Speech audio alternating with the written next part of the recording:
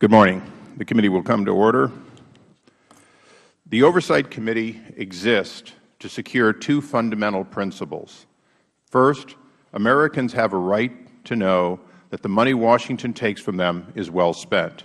And second, Americans deserve an efficient, effective government that works for them.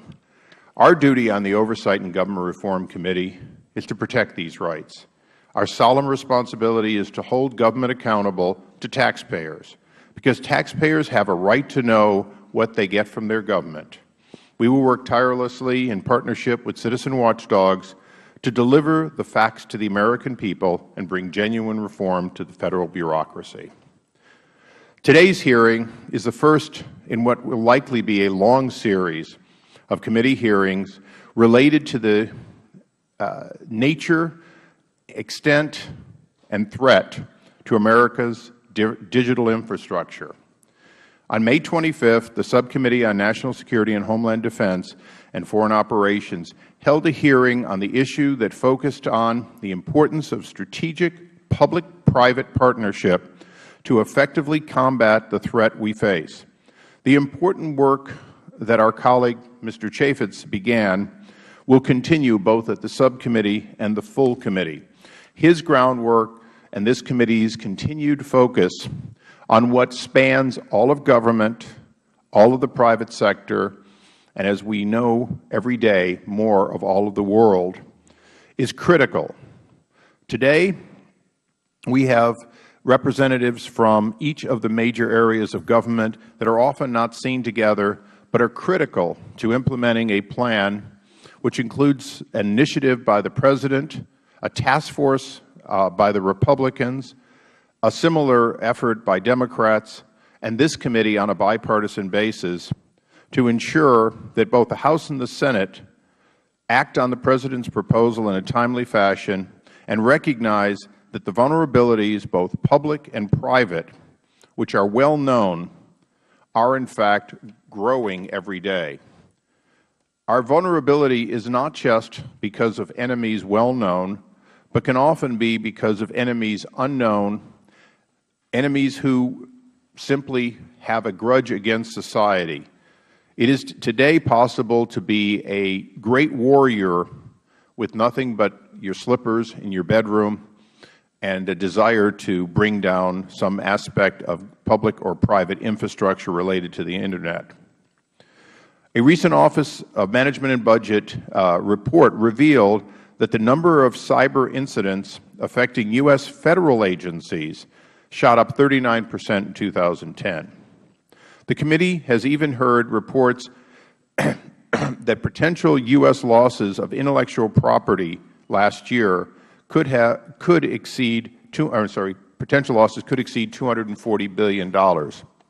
Unfortunately, there is no reliable data, and it is unlikely that this committee can see that type of data is produced. It is clear that we will continue to have losses. Some of those losses are unavoidable. If you leave your door open, you can lose the contents of your house.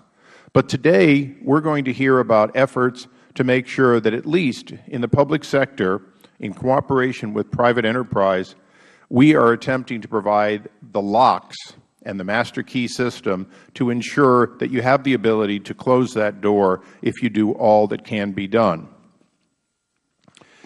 Cybersecurity is not simply for the large reports. Often, the people hacked the most are small companies, companies who are not particularly targeted, but ultimately might have great losses. One of the areas of concern in the President's proposal is, in fact, the vast reporting requirements. We want to ensure that information is a two-way street and that this not simply be about a way to empower the trial lawyers to ensure that someone who doesn't report in a timely fashion, particularly a smaller company that may be somewhat unaware as to the loss, doesn't find themselves simply being victimized by a lawsuit, having been victimized by a hacker. It is important to note that cyber threats are forever changing and that cyber attacks are always adapting to get around our defenses. This committee is ideally suited to evaluate the Federal Government's strategy and ability to counter these threats by both defensive and, most importantly, potentially offensive innovations. Recently, the Secretary of Defense, Robert Gates, stated that, in fact, cyber attacks were an act of war. War is not a defensive-only measure. War is something that, at times, needs to have a counterattack. Practically every committee of Congress can claim jurisdiction over cybersecurity.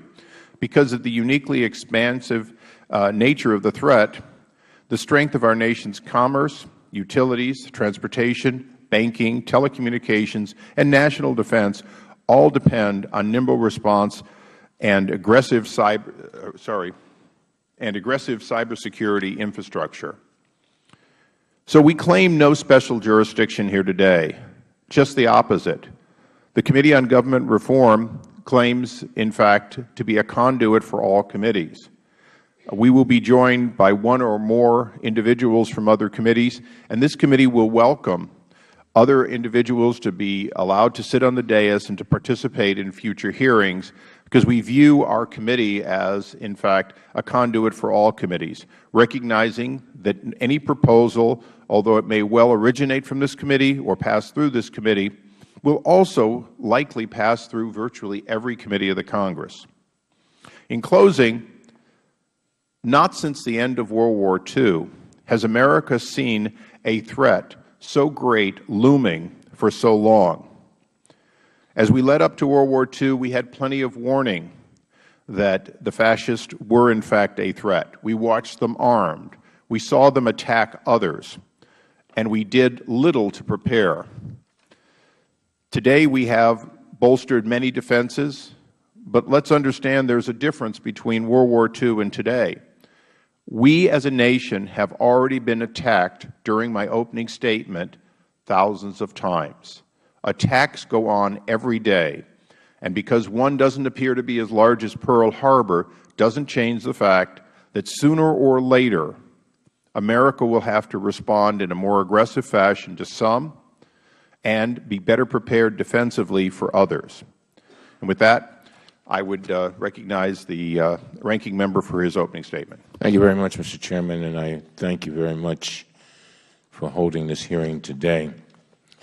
In testimony before the House Intelligence Committee earlier this year, then CIA Director Leon Panetta called cybersecurity the battleground for the future. Our nation's critical infrastructure, including power distribution, water supply, telecommunications, and emergency services, have become increasingly dependent on computerized information systems to manage their operations and to process, maintain, and report essential information. Our government's national defense and critical information systems are also becoming increasingly reliant on information technology systems and web-based transactions and services. Successful attacks on these systems threaten our troops, impair vital Federal programs, and jeopardize the privacy of citizens whose personal information is maintained in government computer systems. Mr. Chairman, I have served on the Naval Academy Board of Visitors for the last 10 years, and we have recently made it a priority to change our curriculum so that every midshipman and woman is required now to take defensive courses with regard to cybersecurity. In the last Congress, members of the House and Senate introduced at least 50 cybersecurity-related bills to address these issues. Given the urgency and complexity of these challenges, congressional leadership called on the administration to help develop comprehensive cybersecurity legislation. On May 12th, the Obama administration issued a legislative proposal that would significantly strengthen our ability to guard against cyber attacks. I applaud the President for his leadership on this issue and for creating a strong legislative framework to help Congress complete this important work.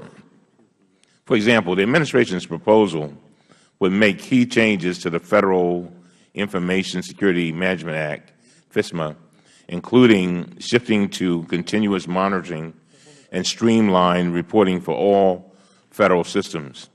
I supported similar legislation last year, and the committee successfully reported out bipartisan legislation that would have achieved these goals. So I'm glad to see the administration's proposal has incorporated many of the improvements included in that legislation. There are several provisions in the administration's proposal that I would like to see strengthened. First, I hope we will consider the creation of a Senate confirmable official with authority to set administration-wide cybersecurity policy. It's important that the official responsible for implementing FISMA have the authority to task all civilian departments and agencies with implementation of the federal security standards. The administration's proposal also creates a framework to ensure that the federal government and the private industry are working together to protect our critical infrastructure. Private industry owns approximately 85% of the nation's critical infrastructure, and the administration's proposal allows critical infrastructure operators to develop their own frameworks for addressing cyber threats. However, while there is room for healthy debate, even industry agrees that some level of government oversight is necessary to protect the American public from the potentially devastating consequences of a cyber attack. At a recent hearing before the National Security Subcommittee, Tech America President Phil Bond testified that education and information sharing alone are inadequate to protect critical infrastructure, and that the government rules, regulations, and requirements are necessary to secure the nation's critical infrastructure. Other parts of the administration's proposal attempt to help consumers and companies by creating uniform reporting standards to address cyber attacks that result in breaches of personally identifiable consumer information. However, the proposal also would allow any entity to share with DHS personally identifiable information that otherwise could not be shared under existing law. I agree that we should encourage information sharing between industry and government, but we also have to be careful that personally identifiable information is appropriately protected and shared with the government only when necessary. Finally, I agree that the law enforcement should have every tool necessary to go after hackers. But I am concerned that the imposition of mandatory minimum sentencing unduly interferes with judges' discretion to set appropriate penalties. I hope that future drafts of the legislation will not include this specific provision. I would like to thank Chairman Issa for agreeing to include our distinguished colleague, Congressman Jim Langevin, in our hearing today. Jim has been a leader on cybersecurity for many, many years. As he has recently highlighted, the issue of cybersecurity is not a partisan one, and I'm glad that the Chairman agrees with that. But it's an issue on which Democrats and Republicans should be able to work together to come up with common-sense solutions to help protect the American people. Mr. Chairman, I look forward to working with you and the staff in a bipartisan way to update FISMA and pass comprehensive cybersecurity legislation in this Congress. And I would ask unanimous consent that Mr. Langevin be a part of this hearing today.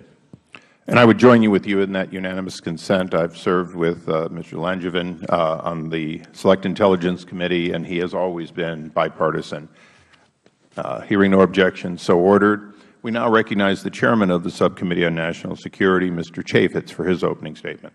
Thank you, Mr. Chairman, and thanks for your leadership on this issue. It is certainly one of the most important topics. The growing cyber threat is one of the greatest national security challenges facing the United States of America. It affects nearly every facet of the private and public sector and reaches deep into our personal lives. On May 25, 2011, the Subcommittee on National Security, Homeland Defense, and Foreign Operations conducted a hearing to examine the threat. Government officials testified alongside their private sector counterparts about the challenges that we face. Each gave a sobering overview of the threat, and each communicated that the threat is real, it is extremely dangerous, and it is persistent. While digital connectivity has made life more convenient, it has exposed new vulnerabilities.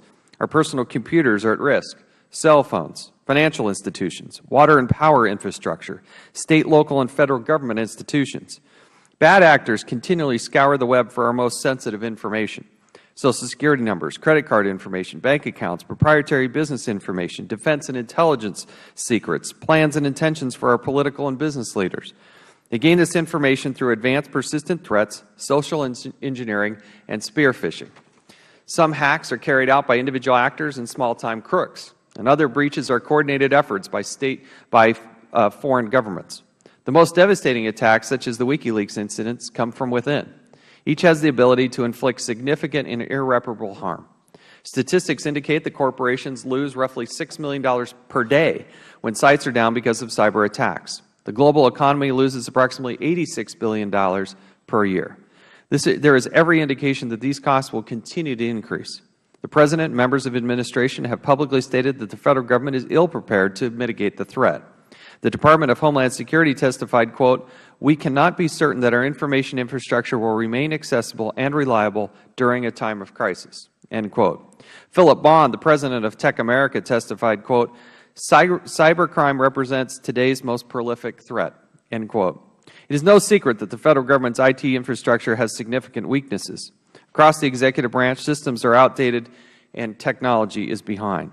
Legal and regulatory frameworks are equally behind. The authorities, roles, and responsibilities of Federal, State, local, and private entities are unclear and insufficient to meet the threat.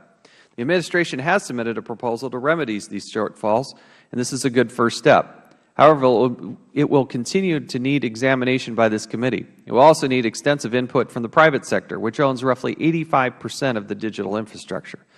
The solutions must be effective, efficient, and allow all parties to be as nimble as the enemy.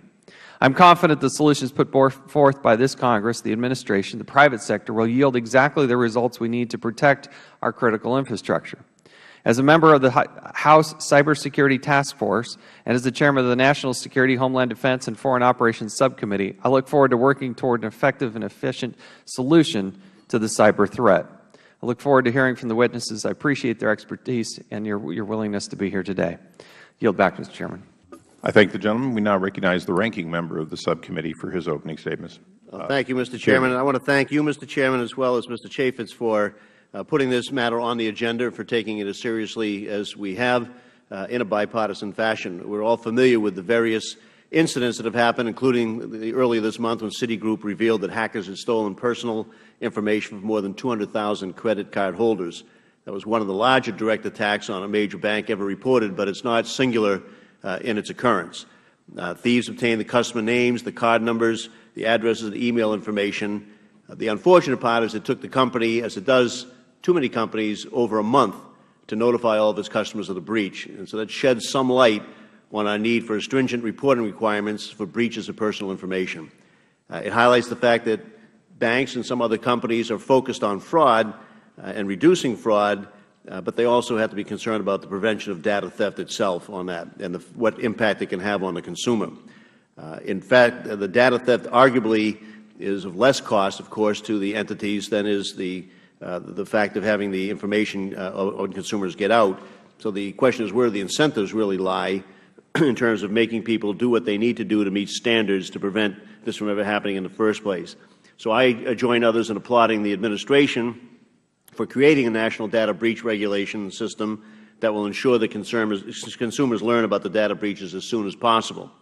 I applaud their efforts to encourage companies to share data about cyber attacks and the Federal Government to improve defenses against these types of attacks.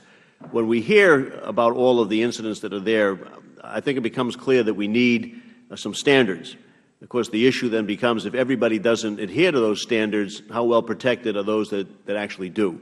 And that's the point where we get into at what point does it become too costly to adhere to the standards, and at what point, if some play and others don't, just leave everybody exposed on that. And I think that's the critical thing we'd ask our witnesses to hone in on today and help us with, because it is going to take an effort of everybody. The companies, the government, the consumers, we're all going to have to stay a little bit here. So we have to be careful when we start talking about immunization. I know there may be a place for it, but I'm concerned that it's going to put the incentives in the wrong place and take away some incentive to really focus on the need to go after stopping these data attacks from happening in the first place and from having people comply. So I'd like to hear a lot of discussion on that. I don't want to see us take the wrong approach and sort of immunize people who then get lax and think that, well, I don't have to play, I don't want to spend that money, and I don't want to be responsible for it. I think we have to talk about people being accountable, particularly those that are going to profit from it, but we have to be reasonable and understand that some places there may be a need for incentives that draws everybody in because of the expense involved. So I thank our witnesses for being here today, and again, the Chairman for raising this issue. I'd like to yield the balance of my time to the gentleman from Rhode Island, Mr. Langevin. I'd like to thank the gentleman for yielding, and I'd also like to thank Chairman Issa and Ranking Member Cummings for allowing me to sit on this today's hearing. And Mr. Chairman, I deeply appreciate the time and attention that you and this committee have paid to this issue. As a member of both the House Armed Services Committee and the House Intelligence Committee, and as the co-creator of the Bipartisan Cybersecurity Caucus, and as someone who has spent many years on this issue, I have a deep appreciation for the challenges that we face in the field of cybersecurity. And I echo the comments and the concerns, Mr. Chairman, that you and the Ranking Member and others have raised today. Earlier this year, I introduced legislation to strengthen the outdated Federal Information Security Management Act. This language has been developed, had been developed last year by my friend and former colleague, Diane Watson, Representative Diane Watson, as well as this committee, and in fact that legislation was passed by this committee. Unfortunately, due to concerns over earlier cost estimates, we weren't able to pass these provisions as an amendment to the fiscal year 2012 Defense Authorization Bill. However, I know the members of this committee are committed to working on this problem, and I'm certainly heartened to see the administration come forward in this area as well. With that, again, I deeply appreciate the opportunity to join you today, and look forward to the testimony of our witnesses. I yield back. I thank the gentleman. Members may have 7 days to submit opening statements and extraneous materials for the record. We now recognize our panel of witnesses.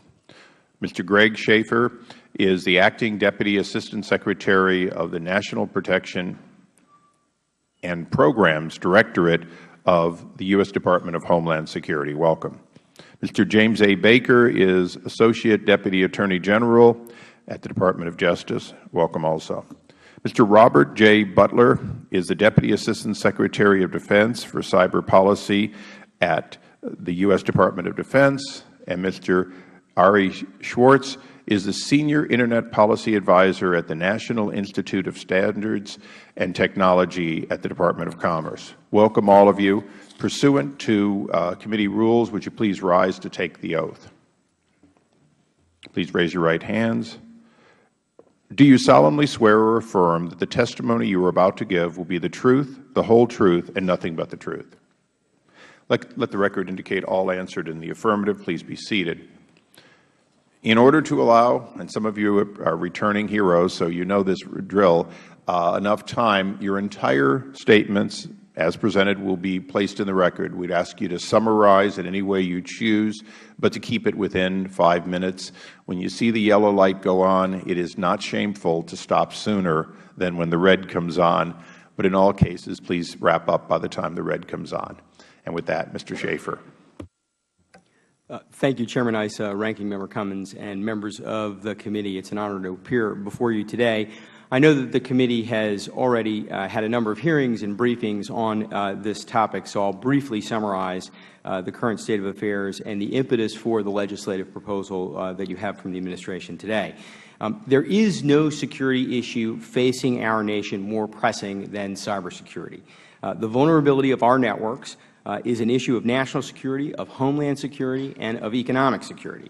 The reality is the United States is increasingly confronted by dangerous cyber environment where threats are more targeted, they're more sophisticated, they're more serious than they ever have been before. Our adversaries are stealing sensitive information and intellectual property from both government and private sector networks, compromising our competitive economic advantage and jeopardizing individual privacy. More disturbing, we also know that our adversaries are capable of targeting elements of our critical infrastructure to disrupt, dismantle, or destroy the systems upon which we depend every day. As the electric grid, the major financial institutions, and mass transportation and other critical infrastructure elements attached to the networks, they can become vulnerable to cyber attack.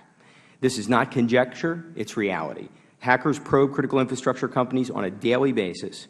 The status quo is simply unacceptable, and we believe a solution can be found if we work together. Today's threats require engagement of our entire society, from government to the private sector to the individual citizen. For that reason, the Administration has recently sent a legislative proposal to Congress that focuses on clarifying cybersecurity authorities and collaborating with the private sector. I'll briefly talk about portions of the proposal, and the rest of the panel will address some of the other portions.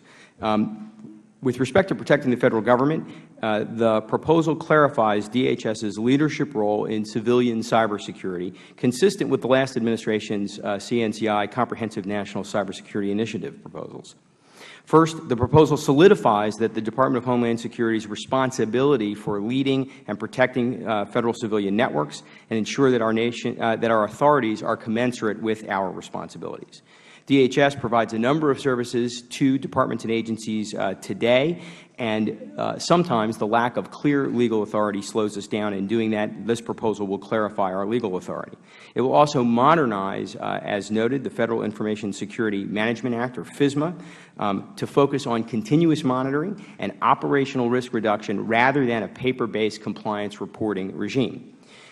We believe that the transfer of the FISMA oversight responsibilities from OMB to DHS, which started under an OMB memorandum last year, would just be solidified by the proposal, and it would enhance by consolidating the policy development, oversight, and operational expertise within one agency. Under personnel authorities, the proposal would give DHS the ability to attract and retain cybersecurity professionals in an environment that is extraordinarily competitive by extending to DHS DoD's current cybersecurity personnel authorities and creating an exchange program for cybersecurity experts to move between government and the private sector. To protect critical infrastructure, we have a combination of voluntary and mandatory programs to focus on public-private partnership. The Administration proposal clarifies DHS's authority to provide a range of voluntary assistance to a requesting private sector company or state or local government. It clarifies the type of assistance that DHS will be able to provide, including alerts and warnings, risk assessments, on-site technical support, and incident response. Organizations that suffer attacks often ask the Federal Government to assist, but the lack of clear statutory authority and a framework sometimes slows that process down, and we think that this will accelerate it. From an information sharing perspective, we will remove the barriers to sharing cybersecurity between industry and government. It will allow industry partners to share with us that which they learn from their networks without having to go through a series of legal conversations in order to assure themselves that they are allowed to share. That will eliminate delays, sometimes of days, sometimes of weeks, before we can get data that can be leveraged to help the entire community. Under the mandatory provisions of the proposal, we would leverage our existing and consistent partnership with the private sector to develop a set of frameworks that would be used to reduce risk. We would work with the private sector to identify the risk. We would work with the private sector to identify the frameworks, and then the private sector would develop plans to actually implement and reduce the risk within their organizations. It is a proposal that really works with industry and leverages industry's expertise more than thinking that the government has all the answers. We look forward to working with you. This is a proposal, of course. It is not the end of the discussion, but the beginning of the discussion. We look forward to working with the committee on a going-forward basis. Thank you. Mr. Baker. Good morning, Mr. Chairman, Ranking Member Cummings, and members of the committee. Thank you for the opportunity to testify on behalf of the Department of Justice today regarding the Administration's cyber legislation proposal. Because of the short time I have this morning, rather than commenting further on the cyber threat, which, as the committee is well aware, is very serious, I will focus my remarks on two portions of the Administration's proposal that are intended to enhance our ability to protect the American people from cyber crime. First, data breach notification. Data breaches frequently involve the compromise of sensitive, personal information and expose consumers to identity theft and other crimes. Right now, there are 47 different state laws requiring companies to report data breaches in different situations and through different mechanisms. The Administration's data breach proposal would replace those 47 state laws with a single national standard applicable to all entities that meet the minimum threshold as set forth in the proposal. If enacted into law, This proposal would better ensure that companies notify customers promptly when sensitive, personally identifiable information is compromised, and that they inform consumers about what they can do to protect themselves. The proposal would empower the Federal Trade Commission to enforce the reporting requirements. It would also establish rules about what must be reported to law enforcement agencies when there is a significant intrusion so that, for example, the FBI and the U.S. Secret Service can work quickly to identify the culprit and protect others from being victimized. The national standard would also make compliance easier for industry, we believe, which currently has the burden of operating under the patchwork of the different State laws that I mentioned a moment ago. Second, the Administration's proposal includes a handful of changes to criminal laws that are aimed at ensuring that computer crimes and cyber intrusions can be investigated and punished to the same extent as other similar criminal activity. Of particular note, the Administration's proposal will make it clearly unlawful to damage or shut down a computer system that manages or controls a critical infrastructure, and would establish minimum sentence requirements for such activities. This narrow, focused proposal is intended to provide strong deterrence to this class of very serious, potentially life-threatening crimes. Moreover, because cybercrime has become big business for organized crime groups, the Administration's proposal would make it clear that the Racketeering, Influenced, and Corrupt Organizations Act, or RICO, applies to computer crimes. Also, the proposal would harmonize the sentences and penalties in the Computer Fraud and Abuse Act with other similar laws. For example, acts of wire fraud in the United States carry a maximum penalty of 20 years in prison, but violations of the Computer Fraud and Abuse Act involving very similar behavior carry a maximum of only 5 years. Thank you, Mr. Chairman and members of the committee. I look forward to your questions on this very important topic. Thank you. Mr. Butler. Thank you, Mr. Chairman, Ranking Member Cummings, and distinguished members of the committee. It truly is a pleasure to appear before you today. On behalf of the Department of Defense, we are aware, of course, and are working against a persistent threat. The DoD is reliant on a large portion of the nation's critical infrastructure, such as power generation, transportation, telecommunications, and, of course, the defense industrial base, to defend the nation and perform those missions assigned to and expected of DoD. The most important aspect of the nation's critical infrastructure protection from our standpoint is the recognition that no one person or agency can protect the nation from this advanced, persistent threat that we've been discussing. Rather, it will require a whole-of-government approach, necessitating many different Federal agencies, State governments, private sector to work together. This legislation is an important step in that direction. It criminalizes the damage to critical infrastructure systems, breaks down barriers to information sharing so that stakeholders can communicate effectively. It engages the private sector as valuable stakeholders, and it strengthens the ability of the Department of Homeland Security to lead the executive branch in defending the nation against a very real cyber threat. Importantly, this legislation accomplishes all of the above while respecting the values of freedom and ensuring the protection of privacy and civil liberties that we cherish here in this country.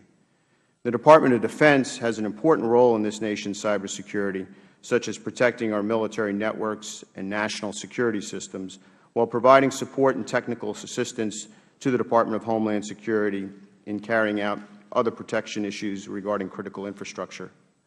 DoD has and will continue to work hand-in-hand with Homeland Security, Commerce, Justice, and the other departments, along with the private sector, in countering cyber threats and protecting our nation's critical infrastructure. Further, the Administration's legislative proposal allows DHS to leverage DoD's practices in hiring and personnel exchange programs, as well as reinforcing the complementary and continuing defense role in providing information systems controls of defense and national security systems under the Federal Information Security and Management Act. We do look forward to working with Congress to ensure the executive branch has the appropriate authorities for cybersecurity and improving the overall security and safety of our nation. I would like to close by noting that while the work of defending the nation is never done, this legislation will greatly help the United States government close the gap between us and those who would want to do us harm. As I noted before, the threat is constantly evolving, and we must evolve to meet it. The Department of Defense is ready to play its role in meeting this challenge, and to work with the rest of the government to protect the citizens and resources of the United States. Thank you. Thank you. Mr. Schwartz. Chairman Issa, Ranking Member Cummings, members of the committee, thank you for having me today to testify on behalf of the Department of Commerce on the Administration's cybersecurity legislative proposal. The main goal of this proposal is to maximize the country's effectiveness in protecting the security of key critical infrastructure networks and the systems that rely on the Internet, while also minimizing regulatory burdens on the entities that it covers and protecting the privacy and civil liberties of the public. To accomplish this balance, we focus on building transparency throughout the process and rely heavily on public-private partnerships. I will be addressing four important pieces of the proposal. First, creating security plans for covered critical infrastructure, protecting federal systems, protecting data breach reporting, and privacy protections.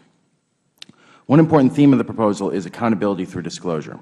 In requiring creation of security plans, the Administration is promoting use of private sector expertise and innovation over top-down government regulation. Importantly, the proposal only covers the core critical infrastructure as it relates to cybersecurity. DHS would define these sectors through an open public rulemaking process. The critical infrastructure entities will take the lead in developing frameworks of performance standards for mitigating identified cybersecurity risks and could ask NIST to work with them to help create security frameworks. There would be strong incentive for both industry to build effective frameworks and for DHS to improve those created by industry. The entities involved will want the certainty of knowing that their approach has been approved, and the Federal Government will benefit from knowing that it will not need to invest in the resource-intensive approach of developing a government-mandated framework unless industry fails to act. Covered critical infrastructure firms and their executives will then have to sign off on their cybersecurity plans, subject them to performance evaluation, and disclose them in their annual reports. Rather than substituting the government's judgment for private firms, the plan holds the covered entities accountable to consumers and the market. This encourages innovation in mitigation strategies as well as improving adherence to best practices by facilitating greater transparency and public-private partnerships. The main goal is to create an institutional culture in which cybersecurity is part of everyday practice without creating a slow-moving regulatory structure. The proposal also clarifies the roles and responsibilities for setting Federal information security standards. Importantly, the Secretary of Commerce will maintain the responsibility for promulgating standards and guidelines, which will continue to be developed by NIST. DHS will then use these standards as a basis for binding directives and memoranda it issues to the Federal agencies. A working partnership between Commerce, NIST, and DHS will be important to ensure that agencies receive information security requirements that are developed with the appropriate technical, operational, and policy expertise. On data breach reporting, the Administration has learned a good deal from the States selecting and augmenting those strategies and practices we feel most effective to protect security and privacy. The legislation will help build certainty and trust in the marketplace by making it easy for consumers to understand the data breach notices they receive, why they are receiving them, and as a result, they will be better able to take appropriate action. As Secretary Locke and others at the Commerce Department have heard from many companies in different industries, including in response to our notice of inquiry last year, a nationwide standard for data breach notification will make compliance much easier for the wide range of businesses that must follow 47 different legal standards today. Finally, I would like to point out that many of the new and augmented authorities in this package are governed by a new privacy framework for government that we believe would enhance privacy protection for information collected by and shared with the government for cybersecurity purposes. This framework would be created in consultation with privacy and civil liberties experts and the Attorney General, subject to regular reports to Congress, and overseen by the Independent Privacy and Civil Liberties Oversight Board. Government violations of this framework would be subject to both criminal and financial penalties. Thank you again for holding this important hearing, and I look forward to your questions. Thank you. And I'll recognize myself for first round of questions. Just a comment, Mr. Schwartz. One of the challenges that I face is I'm a Californian. And I know that when we harmonize a 50-state solution, it's 50 states plus California's add-on. So I look forward to working on this legislation so that it not be 49 states plus California as it has been in so many other areas, because I agree that we have to get to a interstate commerce, genuine compact with all states, and hopefully we can find a constitutional way to bind all states so that one for all and all for one law. I have a couple of questions. Mr. Baker, I looked through your background, and you weren't here for the fights on FISA, but Mr. Tierney referred to it. And Mr. Schaefer, with his background, very much knows this history. When we asked communications companies to give us information after 9/11, they found themselves embroiled in lawsuits because of it. One of the challenges in the proposal is that it presumes that there will be this free flow of information, one way and only one way, which is from the private sector to government, but it doesn't specify the actual protections for those who give what is otherwise not their requirement to give, at least federally. Have you worked out how you're going to propose keeping the plaintiff's trial bar out of the businesses each and every time something goes wrong for these companies that have been reporting, or if there is, in fact, effectively a leak of private information from the government that then is traced back to a private company who delivered pursuant to the and I understand there's a mandatory part and there's an implied immunity, but on the voluntary part. Thank you, Mr. Chairman. I think on the voluntary part, there is an immunity provision in the proposal, and that would apply to the voluntary sharing. So that if they shared the information and then somehow found themselves embroiled in a lawsuit, they could rely on that provision. And we think that's how it would come out. And at the end of the day, a judge would have to rule on whether it applied or not, and if it was proper and properly invoked and so on. But with AT&T and the others, that was exactly the problem. Was the Federal Government had a need to make sure that that information not be made public, and as a result, the companies were unable to properly defend themselves. So we've been down the road of an implied immunity versus an explicit one. And also, obviously, one of the concerns, and Mr. Tierney isn't here, but I'll share perhaps what one of his concerns is, we don't want somebody to voluntarily deliver information in order to gain immunity that they otherwise wouldn't have. Have you looked at that side of the equation, not from a standpoint of a judge will decide, but that our two bodies will write it in a way in which it's predictable what the outcome would be? Yes, we're very aware of that concern, and we've tried to factor that into our thinking very much. And so that's why I think you see that the immunity provision has sort of two parts to it. One is appropriate sharing pursuant to the subtitle that would be this provision, and the other is where you have a good faith belief that your sharing is lawful. Now, if you have a bad faith belief that you're sharing from some ulterior purpose, then that would not be covered. But if you're sharing within the confines of the subtitle or sharing in good faith, then you would be protected. Well, having Mr. Langevin and I both worked on this some time ago, having been there, if the government asks, one might say that if you answer, that's a good faith belief. And that's exactly where George W. Bush and his Attorney General found themselves sideways. They had clearly asked, industry had answered, and then there was a debate about whether or not that was covered. So you may want to look at that as we go through the drafting process to make sure that effectively, if government, whatever government, thinks it's legal and they ask the question, that should be, in my opinion at least, an explicit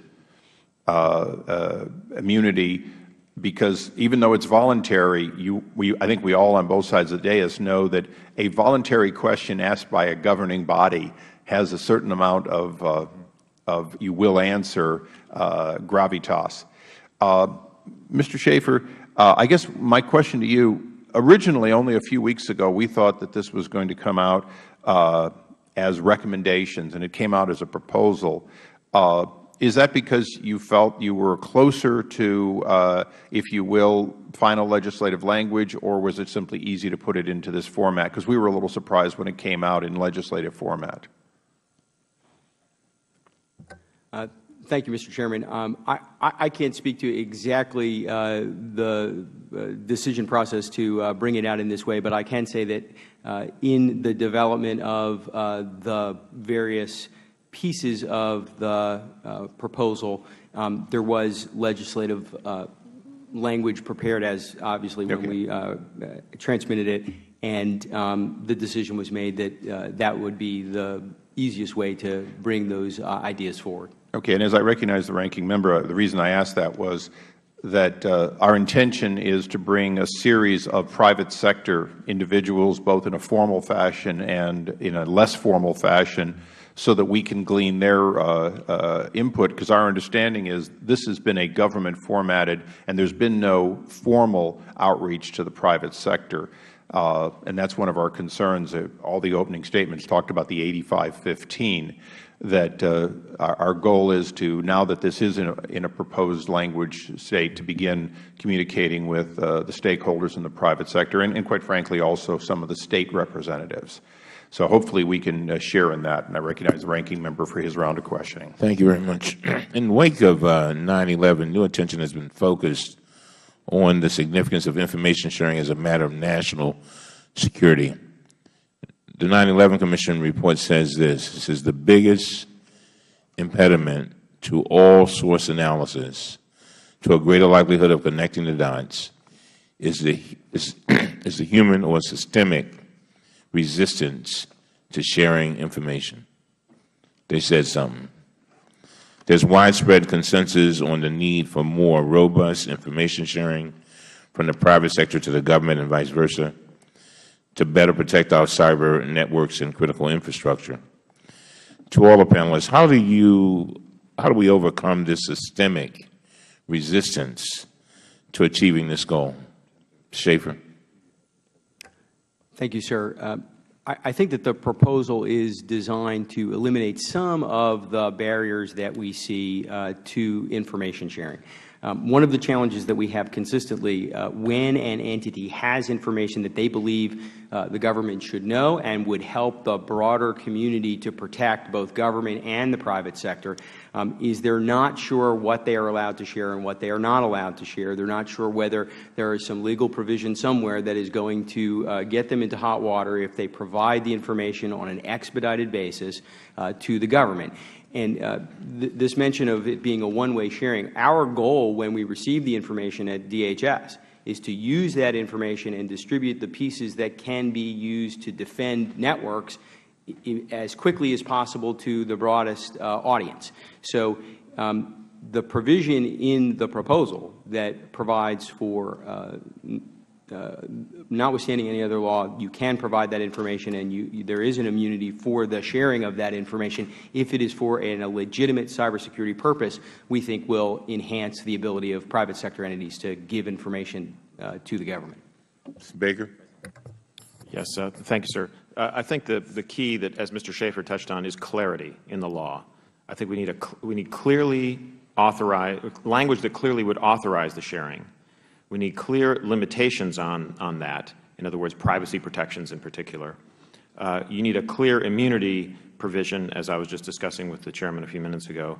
And then you also need, what we've heard is clear exemptions from FOIA as well, because when folks share information with the government, they become concerned that it's going to be discoverable, if you will, through FOIA. So I think the key is clarity so that they don't have to search through the Federal Code to determine what provisions they may or may not be violating if they were to share this information. So I think clear language that's straightforward is the main objective. Now, Mr. Butler or Mr. Schwartz, do you have anything in addition to what they just said?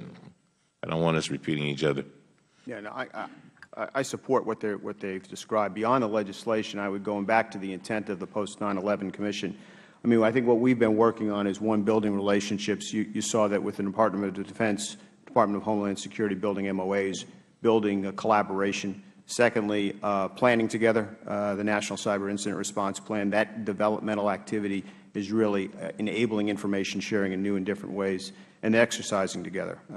Cyber Watch and those kinds of exercises really help us to build the connective tissue to enable the information sharing approach. George. I'll just briefly say that we have made really large strides in terms of getting greater information sharing. I think you did an excellent, you gave an excellent overview of all the difficulties, and we tried to address some of those in sharing with government in the proposal. We're certainly open to broader discussions of other kinds of sharing and other ways of addressing these issues without unduly affecting privacy and other issues. You know, one of the things I think, Mr. Butler, and some of you others may be able to answer this, in the Naval Academy, you know, we made this a top priority. And in our last meeting, we were discussing how while the Naval Academy is moving forward with, I mean, just phenomenal speed now, that we need to get this this kind of teaching to private colleges, and we were trying to figure out how we could take the Naval Academy's curriculum and then spread it.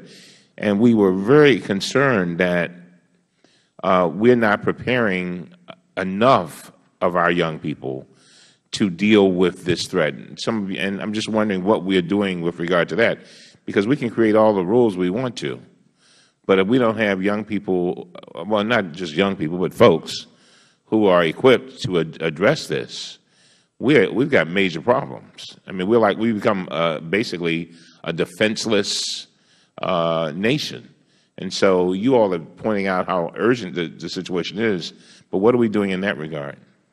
Just from the DoD perspective, Secretary Gates made it a top priority in terms of next-gen workforce education for defense and the national security base. So it's the academies, it's certainly Annapolis and the other academies. But we have a fairly large program through the Department of Defense on information assurance, which reaches colleges around the United States, working with them on curriculum development as well as internships and scholarships for students. We build on that with the Cyber Patriot program, where we're involved with high school students, junior high students.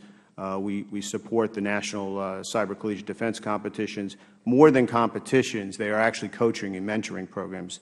They're continuous education outreach programs to allow us to help young people understand what we're faced with and actually kind of cast a dream for them to get involved. Thank you very much. Thank you. I will now recognize myself for 5 minutes. One of the emergency national security concerns is that you have software, infrastructure, hardware, other things that are built overseas that come to the United States with items that are embedded already in them by the time they get here to the United States. This poses obviously a security and intellectual property risks. A, is this happening, Mr. Schaefer, and B, what are we going to do to fight back against this? Thank you, sir. Clearly, supply chain risk management is an issue that the administration is focused on, that Homeland Security, working with partners at the table. Yeah, and how are they focused on? I mean, is this happening? Is this happening? Whether or not there are specific examples of insertions is something I'd rather talk about in another I know you'd room. rather not. It's just a yes or no question. Is this happening or not? We believe that there is significant risk in the area of supply chain. Is it happening to the best of your knowledge?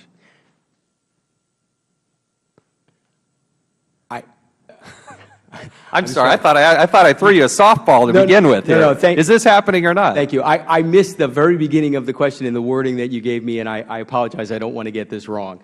Can you rephrase for me? Are you aware of any components, software, hardware coming to the United States of America that are already embedded, that have security risks already embedded into those components? I am aware that there have been instances where that has happened. Okay. So what are you doing? What is Homeland Security doing about, what can we do about this? This is one of the most complicated and difficult challenges that we have. The range of issues goes to the fact that there are foreign components in many U.S. manufactured devices. Yes. There are U.S. That's components. the obvious. Keep going. U.S. Go components. faster. I've only got 5 minutes here. Yes. There are many foreign components in our materials. Yes, I got it. There is a task force that DHS and DOD co-chair to look at these issues with goals to identify short-term mitigation strategies and to also make sure that we have capability for maintaining U.S. manufacturing capability over the long term and are in a position to ensure that the critical infrastructure pieces have what we need. All right, let me go to a second. It is terribly complicated. I understand it is difficult, but the concern is that it is happening, and it's probably happening on a more frequent basis than most people recognize, that these things are embedded in devices and software, and people don't know that. And it's very difficult to detect. Let me move on and stick with you, Mr. Schaefer, on this. There's a lot of discussion here about private to public having to report to the government. How much did the government, the White House, Homeland Security and others, did they work with the private sector? I mean, the numbers are pretty pretty big. Upwards of 85% of the infrastructure that's used is from the private sector. The networks that are used are run by the private sector. But there's a lot of concern that the private sector really wasn't at the table when this was developed. Were they at the table, and how much so? So with respect to the proposal that you have before you, as we said, we think this is the beginning of the conversation. It was developed and informed by our long-term and existing relationships with the private sector. Frankly, I have spent the vast majority of my career in the private sector working as a Chief Information Security Officer and as a consultant to large corporations. We built this proposal based on what we've learned through the National Infrastructure Protection Plan process, our relationships with each of the sectors, the sector coordinating councils, the ISACs, and others. I believe that this proposal is designed to give the private sector tremendous input into the process, both in identifying the risks, identifying the frameworks, building their own plans.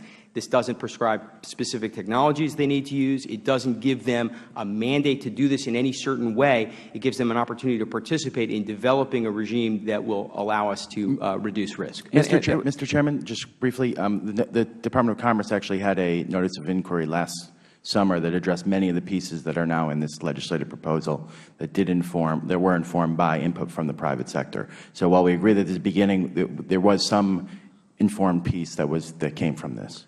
And I guess one of the concerns I have moving forward, for further discussion, one of the shortcomings I see is that it is not, how do we take it from the public realm and inform the private sector? It seems to be very much a one-way street. It needs to be back and forth. I see you're all shaking your heads. I hope there's concurrence on this. We'll have to work on the specific language and how that information would flow, because it does need to be communicated back and forth in a two-way. I have lots more questions, but my time is expiring. So with that, we will now recognize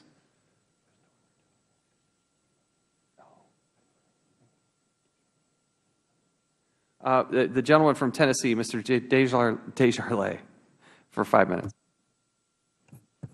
Thank you, Mr. Chairman. Thank you, gentlemen. A growing threat to both the public and private sector information systems are cyber attacks from foreign governments or organizations closely aligned with them. And cyber attacks certainly are not exclusive to the United States. Other countries have experienced such attacks. At what point do cyber attacks carried out by foreign governments become an act of war, or what some refer to as cyber warfare against another nation? And I'll just open that to whoever wants it. Thank you, sir. So I think that is a legally difficult question to answer, but certainly acts that would be equivalent in their effects to a kinetic attack on the United States would fall within the category, I think, that you're talking about there. So I think if you look at the effects and it were equivalent to a kinetic attack, that would be an act of war. Have we developed any effective means of identifying who the actors or players in these attacks are? Attribution is very difficult in this area. That is challenging. It doesn't mean it can't be done, but it is challenging. I defer to my colleagues if they want to add something on that. Okay. We continue to evolve with the technology to help us with attribution and tactics, techniques, and procedures. But right now, it's a fairly intensive forensics analysis process that we go through to attribute to actors. Okay. Both public and private sectors are deeply interwoven and dependent upon each other for their operations and functionality. For example, telecommunication and transportation are heavily dependent on the power grid for operation and vice versa. Does our current Internet or communications infrastructure have enough redundancy built into it to ensure that we could survive a catastrophic attack on its physical or technical assets? Mr. Schaefer. Sir, if I may, there have been numerous attempts to look at that question through risk analysis by various sectors, including the IT sector, the comm sector. And the belief is that there is a significant amount of resiliency within the network. Certainly the Internet was built with resiliency in mind and the ability to route around various types of problems. On any given day with any particular kind of attack, it's hard to say whether you'll have enough resiliency in that particular place. But I do think that the architecture of the system is designed to be quite resilient. there are certain pieces of the puzzle that obviously need more security, and that's, I think, where we are with the legislative proposal today. Okay. Does the Federal Government have an effective defensive posture to ensure that attacks on private sector networks or infrastructure can be isolated with little damage to its own assets? I would say that we are very much, both industry and government, dependent on one another in a variety of ways. It would be very difficult to isolate the government from the critical infrastructure pieces that are provided by industry. And as has been noted, they own a substantial portion of that infrastructure. There have been a number of economic estimates regarding the cost of a major cyber attack on the economy. Are there consistent, reliable numbers that tell us how much cybercrime or cyber attacks cost the United States each year?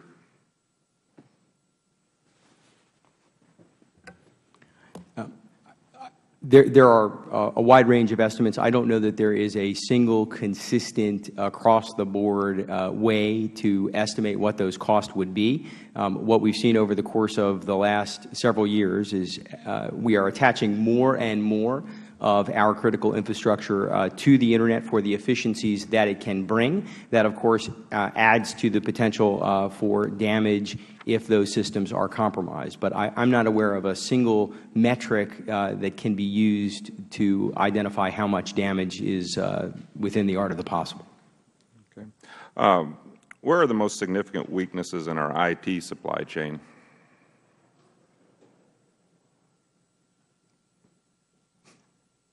Don't mean to pick on you, Mr. Schaefer. Quite all right. I don't know that I could identify the most significant weaknesses within the supply chain. As I said, the supply chain issues are increasingly complex because we do have a global economy in which our products and equipment is installed and embedded in foreign product is installed and embedded in our product, and the need to have appropriate processes to address risk and manage to ways of identifying where there might have been a compromise to the system is what we focus on in terms of programmatics at the Department. Okay, thank you, and thank you all. I'll yield back, Mr. Chairman. Thank you. The gentleman yields back. I'll now recognize the gentleman from Virginia, Mr. Donnelly, for 5 minutes. Thank you, Mr. Chairman, and welcome to the panel. And I certainly agree that cybersecurity is perhaps the largest single growing threat both to American infrastructure and to national security. The number of incidents, cybersecurity incidents, reported by Federal agencies to U.S. CERT has increased from 5,000 to 41,000 over the last 5 years. One of the concerns I've got is that when we had hearings on this subject a few years ago in this committee, we took testimony from a lot of Federal agency heads, and they focused on the part of FISMA that requires education and training and awareness. And they could check off that box and say 80% of our workforce is trained. But when you ask the question, but are threats going up or down? They're going up, of course. And are successful hacking attempts or cybersecurity threats going up or down? That also is going up. So I guess I would ask first, Mr. Schaefer, and anyone else on the panel, are we measuring the right, are we really working with the right metrics here on the subject of cybersecurity with Federal agencies, or are we measuring the easy to measure? And then secondly, what kind of uniformity is there across dozens of Federal agencies to take the proper measure to protect the systems in place, understanding the differentiation among those agencies? Thank you for the question, sir. Indeed, the reason that you see the proposal in this legislative proposal around FISMA is we recognize that there needs to be a change in the way FISMA works.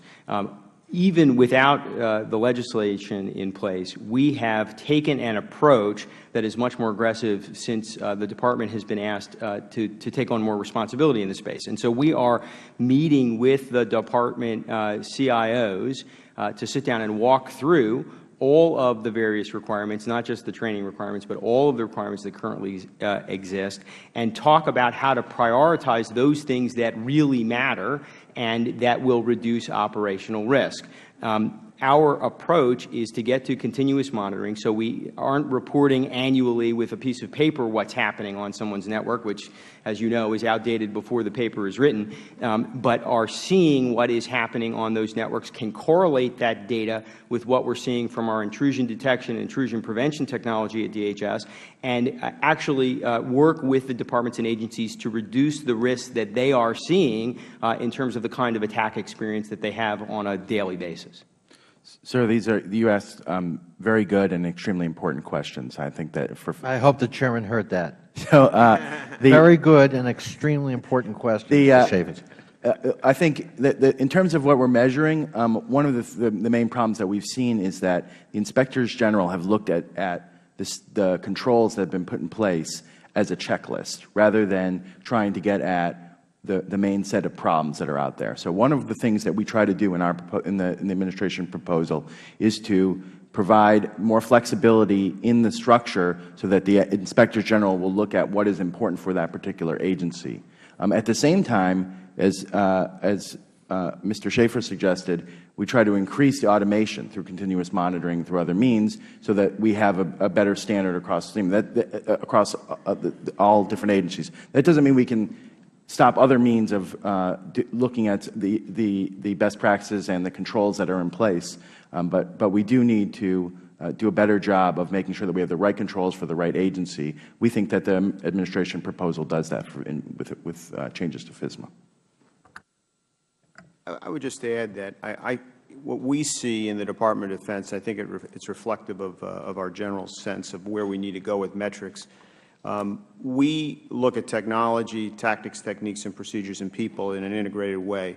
And so as we work to harden networks and improve our cyber hygiene practices, we also look at proactive defense measures that we can continue to incorporate in those areas. Continuous red teaming, pen testing against what we're doing helps us to update the metrics. And as we've stood up, organizational structures like Cyber Command and others, we are moving more and more towards what others are talking about, with a continuous monitoring mode that builds beyond FISMA and helps us to ensure what anomalies we're missing that potentially could be problems down the road. Is there a mechanism within the Federal Government for exchanging best practices, experiences, tapping into the private sector expertise and the like? Is there some kind of forum, formal or informal, that does that? Actually, there is, sir. One of the things that DHS sponsors is something called the Cross-Sector Cybersecurity Working Group. This represents the critical infrastructure, 18-sector cybersecurity resources, and gives them an opportunity to work together to bring the knowledge that one sector may have learned to the other sectors. It's one of the goals of the program to make sure that wherever we see an issue, we can get that information out to the entire community.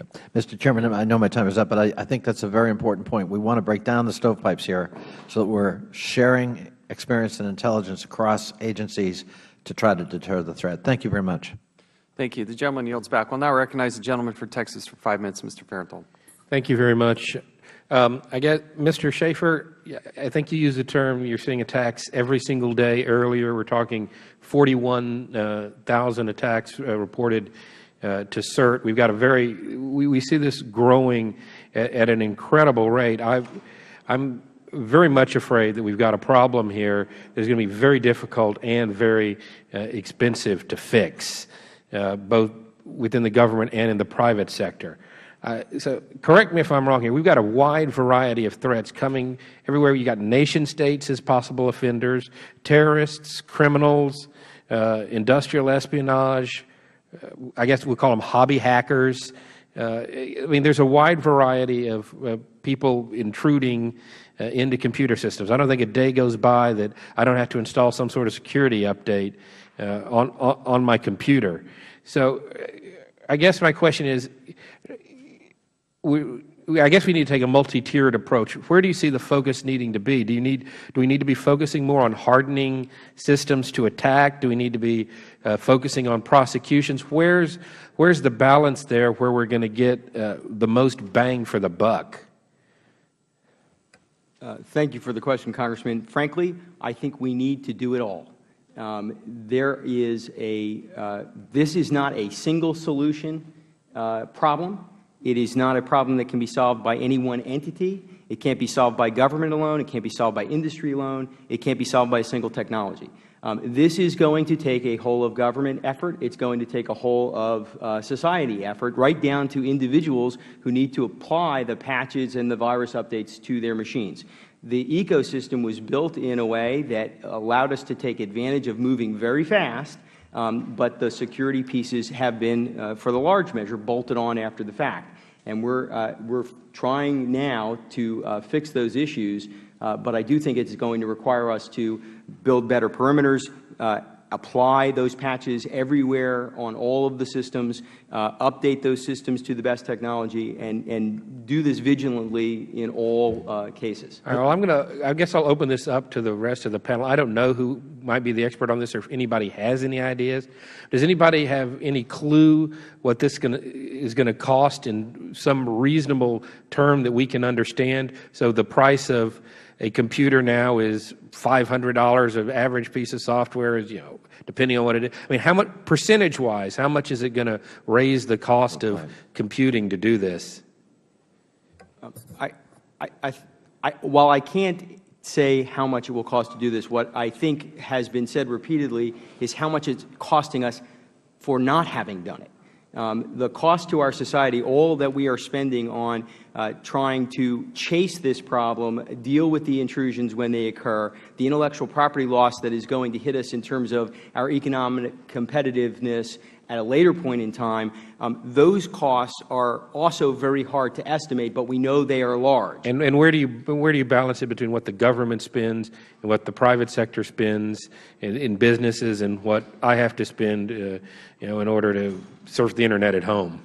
Now, I think what this proposal does that we've never had before is a way to design for critical infrastructure a regime that actually allows for a standard of care to be developed, for clear frameworks to be laid out that industry agrees with. They understand the risks. They know what they need to do in order to meet those risks and make them go down. And if we do that, I think the markets will develop to produce the products that will make that easier and less expensive if everybody is working to that end. All right. Now, I've only got a minute left, and I wanted to hit on one other topic, and again, I'll open this up. I'm deeply concerned that as you see increased cooperation between the government and the private sector, that my data that is stored out in the cloud becomes accessible to the government, and either by accident or through some sort of phishing expedition, what I would consider to be my private communications are accessible to the government, or worse yet, become public. How are we addressing those concerns? Thank you, Congressman. So we have to make sure, as I mentioned earlier, we have to make sure that we have clear and understandable laws in place to protect the legitimate privacy expectations of Americans. We absolutely want that to happen. There are a range of different laws today that protect your privacy, and so whatever we do, we need to make sure that we address all of those sort of holistically, if you will, because the different types of data are protected under different regimes, and we need to make sure that we do this in a smart way. But there are a variety of laws that are implicated, and we have to take a look closely at all of those. All right. Well, I'm out of time. Thank you all very much. Thank you. We'll now recognize the gentleman from Idaho, Mr. Labrador, for 5 minutes. Thank you, Mr. Chairman. As you know, there's private sector organizations that exist today that are working to help private industry protect against these cyber threats. And, the estimate is about 80% of our cyber threats, security, and critical infrastructure is through the private sector. For example, many of the critical infrastructures have organizations within which companies can share threat information and best practices. And as the government should always be looking to these organizations to assist in the effort to protect the country. Do you currently work with any private sector organizations to facilitate the threat information sharing and best security practices? And if you do, can you tell me which organizations you're working with? Thank you, Congressman. Indeed, the Department of Homeland Security is working with many private sector organizations in an effort to share best practices, share information about threats and vulnerabilities.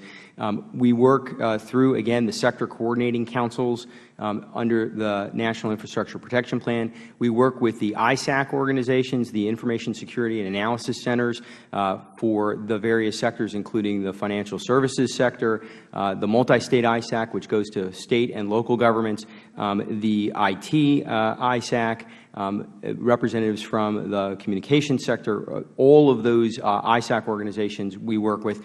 Not only do we work with them, but we have been working to integrate them into our process on the National Cybersecurity and Communications Integration Center watch floor.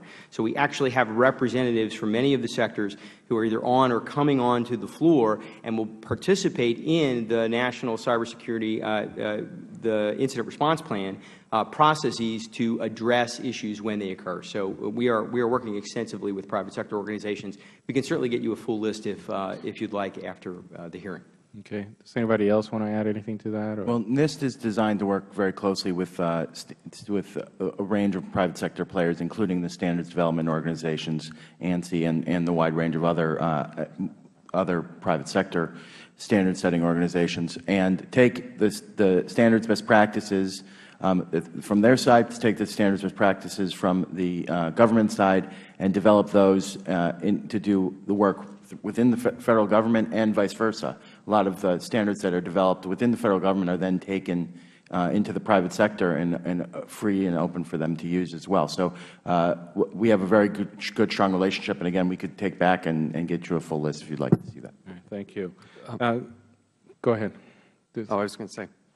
Just building on, I mean, for the Department of Defense, it's consulting, its services and products heavily engaged with a lot of different security firms with regards to ensuring that we have the latest and greatest products installed.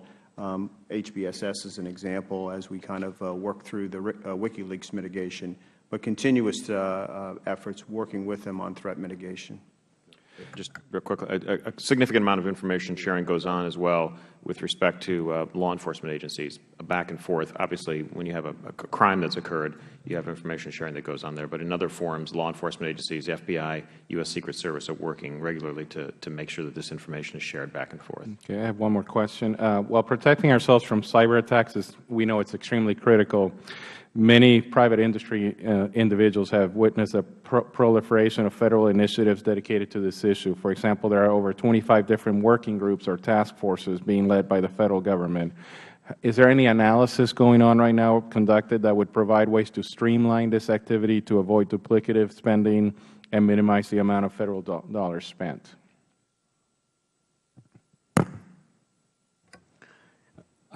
I think we're continually looking, Congressman, at ways to coordinate our activity and make sure that the groups that we're working with are focused on different problems and are bringing to the table not duplicative but complementary sets of information. And so I know within DHS we have several groups that do have overlapping jurisdiction, if you will. They've got some of the same members, but we've got them focused on different pieces of the elephant that is the cybersecurity problem. And so we're working that to try to coordinate and make sure that we're not introducing a lot of redundancy.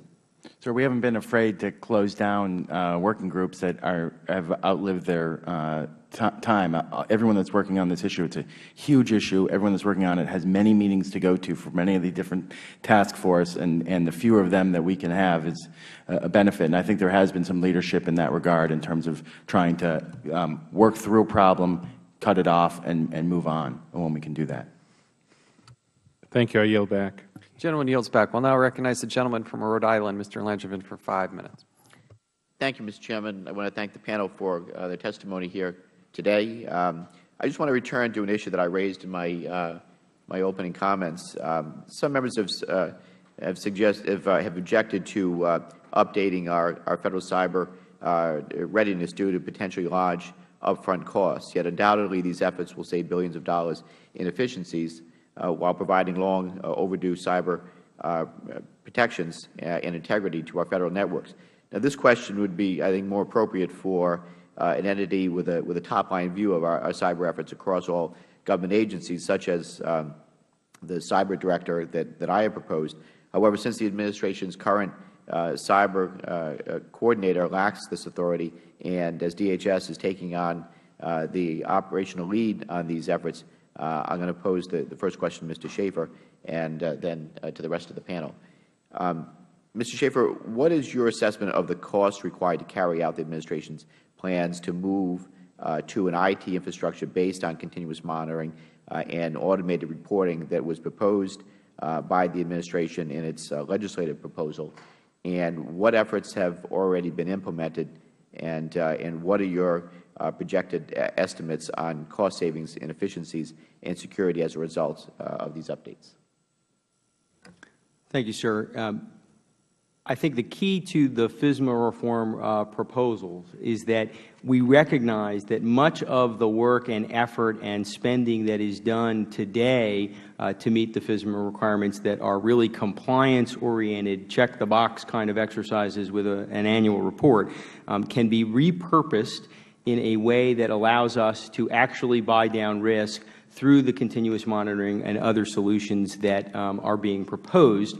And the work that we're doing with the departments and agencies on a general basis to improve cybersecurity across the board can also be done in a way that will get us to better FSMA compliance. So I can't give you a dollar figure with respect to how much it will cost, but I can tell you that we believe that over the long run, if this is done and the security is improved as dramatically as we think it can be, the expense associated with all the work we do to chase the problems and to address all of the intrusion activity that is happening will be reduced. And so net-net, I think we will have a positive result over the long run. And once we start building security into everything that we're doing, there's consistent data that suggests that building it in is much cheaper than bolting it on.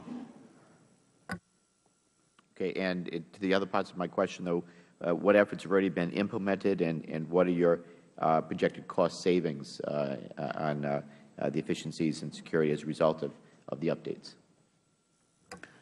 Sir, we're certainly happy to work with you to think about how to score this. I don't have any numbers that I can present today with respect to estimates of what the actual savings would be. Again, we know that this is a beginning of a conversation and a proposal, and we expect that the final result may or may not look exactly the way we are now, but we would certainly want to work with you and with the committee as we think about what the cost estimates will be. Okay, let me move on to another question then. I've noticed that one element left out of the legislative proposal was a strengthened White House office with budgetary authority and Senate confirmation. And this is something I feel strongly about, but in fact, just last year, the White House moved very further away from this model by moving OMB's oversight for the federal security to DHS. And while DHS clearly is the operational lead, or has the operational lead for protecting the .gov network, what authority do they have to oversee agency budgets and actually compel these important technical challenges to actually be addressed? Obviously, various departments and agencies, their mission, you're looking at State or Commerce, isn't necessarily the security of our .gov networks. And so how do we actually compel compliance? I mean, OMB could do it, but does DHS have that sufficient authority? Because I really question that. And also, I'd like to know, why was a strengthened White House office not considered?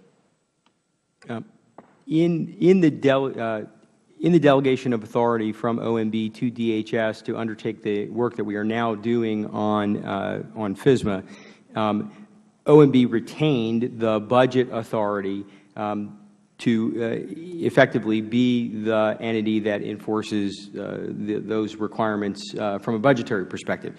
DHS, as you point out, has the operational responsibility. The legislative proposal would consolidate the oversight responsibility with the operational responsibility that we have and move things in a direction where we would be given the authority to direct departments and agencies to take action to improve their security and deploy appropriate protection. So with respect to today, you've got a dual arrangement where DHS has the operational responsibility and OMB has the budget responsibility. That's the way it would line out, sir, I think, today. Well, I know my time has expired, but maybe for the record, I'd like to get an answer to the question of why a strengthened White House office wasn't considered. I yield back. Thank you. Thank you. I now recognize myself for 5 minutes. Mr. Schaefer, according to press reports, the U.S. Chamber of Commerce has rejected the legislative proposal as, quote, regulatory overreach, end quote. We found an internal Chamber document that revealed that the Chamber believed, quote, layering new regulations on critical infrastructure will harm public-private partnerships, cost industry substantial sums, and not necessarily improve national security, end quote. The question becomes, and their general concern is that it's overly broad. How do you respond to that, and how involved is the Chamber in these types of discussions? Thank you, sir. I believe that this proposal is carefully crafted to give industry a strong voice in designing the solution set. So it's hard to understand the suggestion that it will be overly expensive or overreaching when, in fact, industry will have an opportunity to say what the threats are that need to be mitigated, what the frameworks should be in order to address those risks, and then develop their own plans in order to meet those frameworks. But part of this proposal calls for Homeland Security to be authorized to publicly name critical infrastructure providers whose plans you deem to be inadequate, and then publish those. How is that going to help protect them? The transparency at the end of the day will engage market forces, we believe, in order to drive towards better results. We wouldn't be publishing— So you're going to go out and tell the world, here are the weakest of the weak. Is that what the plan is? The proposal would provide summaries of the plans and summaries of the evaluations. It is not as if all of these entities aren't under attack today, and if they are weak, in fact, the adversaries are taking advantage of them. So the proposal here is to make sure that not just the adversaries know they are weak, but in fact the public knows and the markets can take appropriate action. And so which of these companies would be required to report to the SEC, for instance, the Securities and Exchange Commission, and have their plans certified as sufficient? How does that work? So those who are already subject to SEC reporting requirements would be required to include this information in that reporting. The proposal doesn't include any suggestion that others would be required to come into that kind of reporting. I have a lot more questions about that, but given the time, I want to go to one other quick subject, and let's focus maybe with Mr. Butler, Mr. Baker here. Obviously, a lot of these concerns come from overseas players. We're a little bit outside of our reach, but increasing penalties, how do we highlight these concerns? Like, if somebody walked into a computer and physically blew it up, it would be, national news. It would be a big deal. Somebody comes in through the back door electronically and is blowing up or destroying or stealing information from the computers. Nothing seems to happen. Nobody seems to know. How do we expose this, and what kind of penalties can we possibly put in place? Mr. Chairman, so the issue is making sure that we have the penalties in place that we then can go and try to enforce. So the enforcement part, I agree with you, is a separate question and a separate thing we need to deal with, and we deal with that through a variety of different ways, principally through appropriations, frankly, to make sure we have enough people who are skilled in this area to go out and do this around the world. But how does that work on the international stage? When you have somebody who's in some other country doing this? Yeah, internationally, I mean, the FBI, U.S. Secret Service are engaged every day in working with their international partners to bring these kinds of people to justice. And I think over the past— But how many of them are actual state actors? I mean, you got some kid in a van down by the river, I'm sure, in some other country doing this stuff. But you also have very concerted efforts from state sponsors. What are we doing about that? I guess on the state sponsors, I think I'll defer to DOD on that one. Good call. So in May, the White House issued the International Cyberspace Strategy. The International Cyberspace Strategy begins to lay out principles and norms that will guide our efforts as we try to engage on this problem that you've highlighted. One of the ideas is to work with nations to determine, what is going on inside of, their sovereign territory, and like-minded folks getting together to figure out what we need to do so we can not only share information, but actually— No, my specific question is, please, when you know it's an actual country, a state, what are we doing about that? I mean, how do you— if somebody were to fire upon us, I would think we'd be we would be outraged. But if they seem to do it as a cyber attack, it seems to be, kind of quietly pushed under the rug because we don't want to be embarrassed. So again, I'll go back to the international cyberspace strategy for a moment. We say in that document that as we look at cyber incidences and we deem that potentially this is something more malicious, and that as we work through attribution, we reserve the right to respond. And that's through a variety of means. Those include law enforcement means, diplomatic means, and what have you. We are just at the beginning of now moving from that declaratory position to now considering what the policy priorities and how we'll go ahead. Well, obviously, we're going to have to explore this in greater detail. We know that it's happening on all levels, in all forms, and it is one of the biggest threats to the United States of America. If there aren't any other questions from any other members, yes, Ranking Member. Very quickly, I just want to thank you all, but I also want to remind you, just piggybacking on what Mr. Chavis just said, on 9/11, which should be seared into all of our memories, which I know it is, the terrorists were trying to send a message, several messages, and one of them was the disruption of our way of life. And when you think about terrorists and, now that we've killed Osama bin Laden, but when you think about trying to figure out ways to bring harm to the United States, and everybody's saying, well, how are they going to do it next? How are they going to try to do it? Somebody can actually sit at a computer and do all kinds of harm. And so I can hear from you all that we're dealing with this, in the words of the President, with the urgency of now, because it is extremely urgent. And I hope that we will move this along as rapidly as possible. And again, I want to thank you for all you are doing. Thank you. I also want to echo and thank you for your work, your dedication and commitment. This is a very difficult and challenging question. It is something that is incredibly nimble. It continues to evolve and change. There's no end to the creativity that terrorists and others who wish harm and harm to the United States of America will act.